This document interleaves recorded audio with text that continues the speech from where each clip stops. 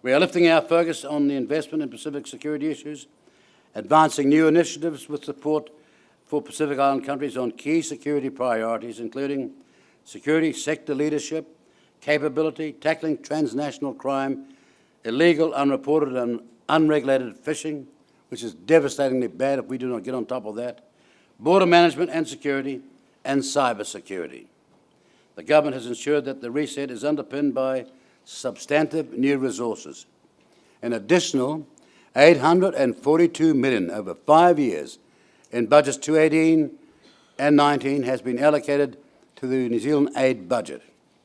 If we have one severe natural disaster, our developed country status will be no more, and we will find it extremely difficult to recover. This is why, for us, economic diversification is currently one of our top priorities. We know our priorities best. Nobody knows our priorities like we do. And please respect our prioritization. We've gone through a lot of effort of strengthening our own systems, the way that we do things to ensure that development outcomes are beneficial for our people. So respect our prioritization, our priorities. People-centred development has always not been a central theme for development policies in the region.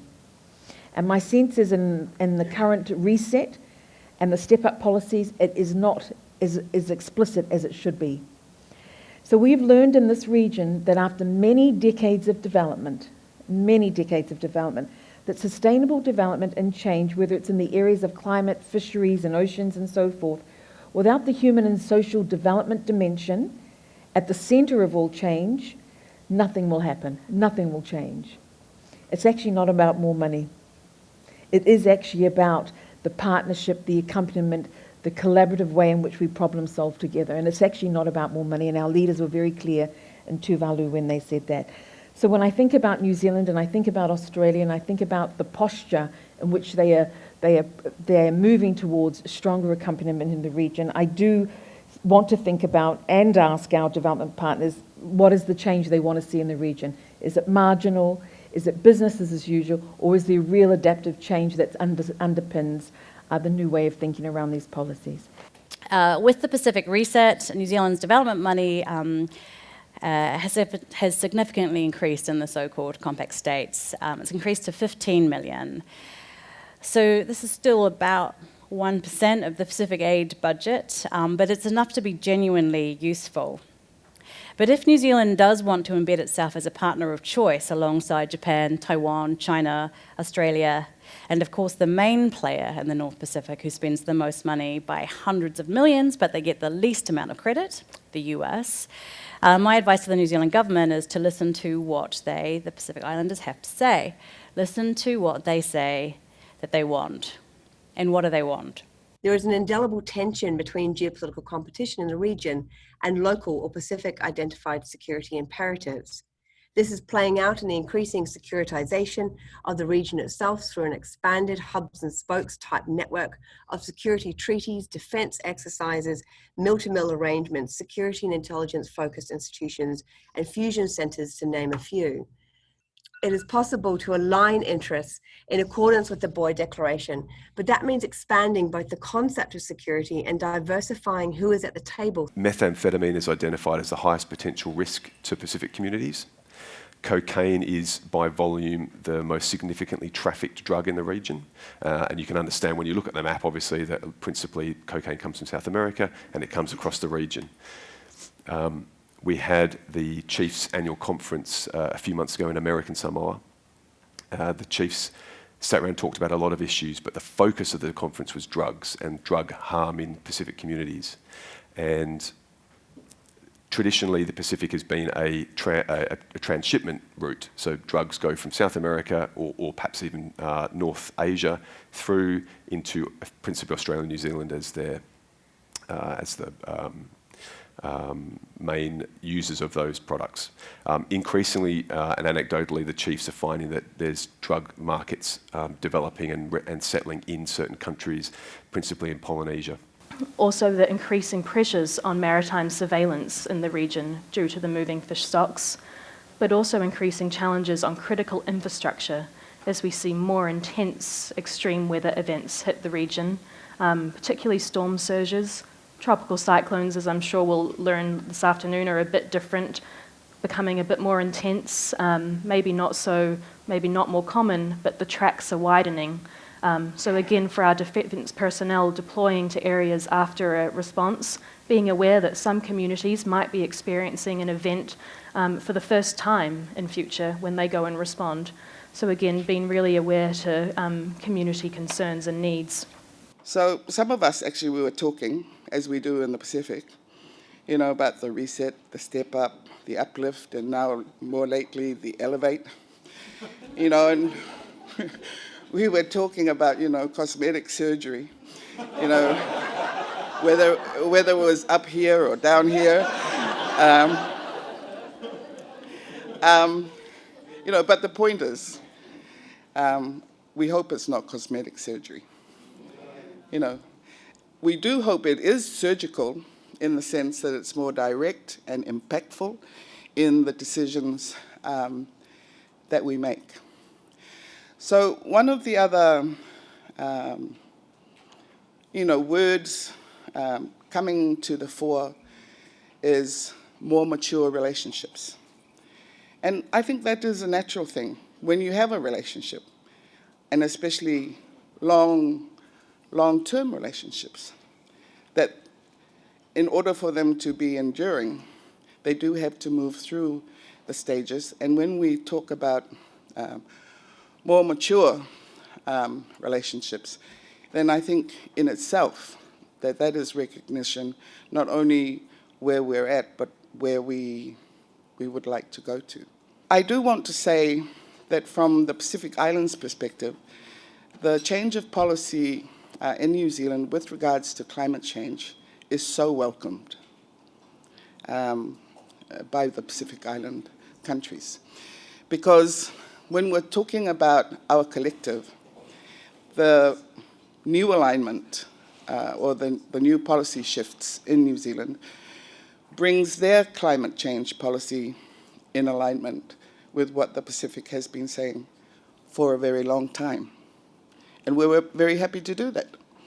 You know, climate change is, you know, the global experience. And from our region, it would be so good for all of us to be walking, you know, the same path. What's happened is at the international level, a number of our small island states have formed what they call the Group of Friends that's working on trying to ensure that climate change and its implications on our countries is considered a security issue that warrants the response of the Security Council and the full UN membership and UN bodies. So basically the Secretary General has taken this quite seriously over the last sort of 2 to 3 years and focused the efforts of the UN in trying to figure out what this actually means.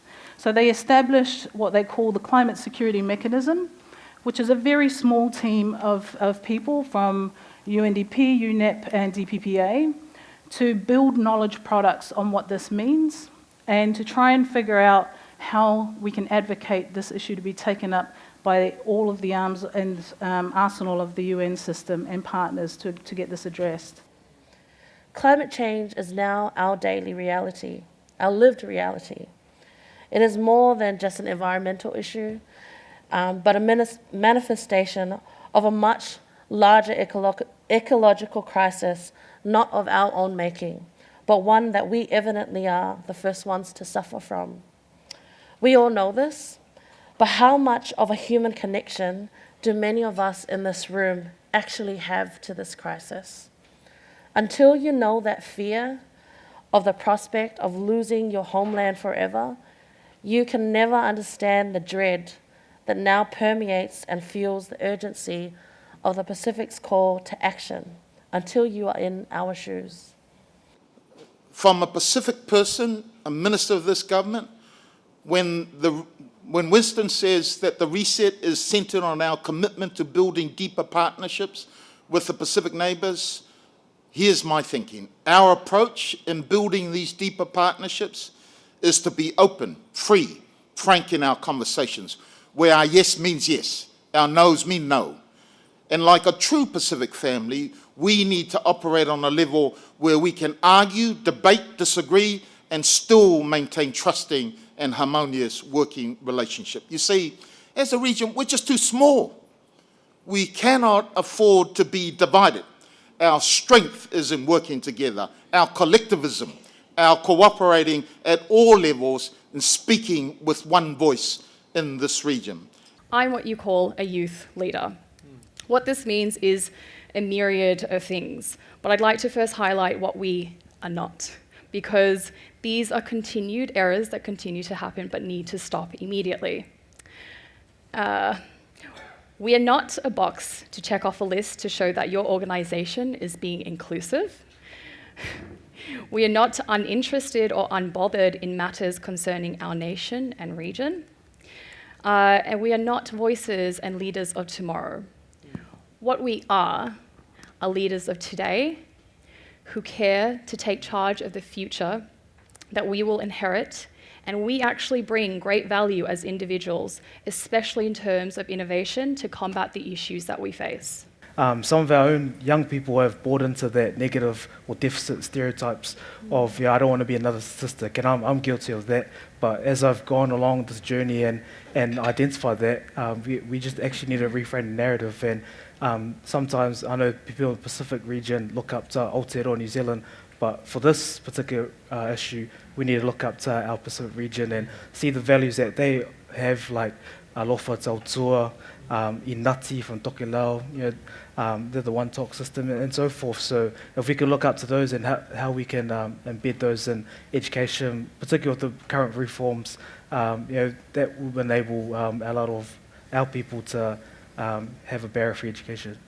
And it was quite noticeable that when the Deputy Prime Minister of Samoa described the Pacific Uplift, the Pacific Reset, the Pacific Step Up and Elevate, everyone in the room laughed because it's funny, but there's something else in it too, that these things come at Pacific countries thick and fast. The change comes and we're not really sure what ties it all together. And the reset for me is quite an interesting choice, because as most of us who have had troubles with computers and phones realise, you press reset when you don't know how to fix something. And you press reset and it deletes your whole history and all the customizations you made and takes you back to the beginning. And the idea is that this will fix everything. This is either very apt or it isn't.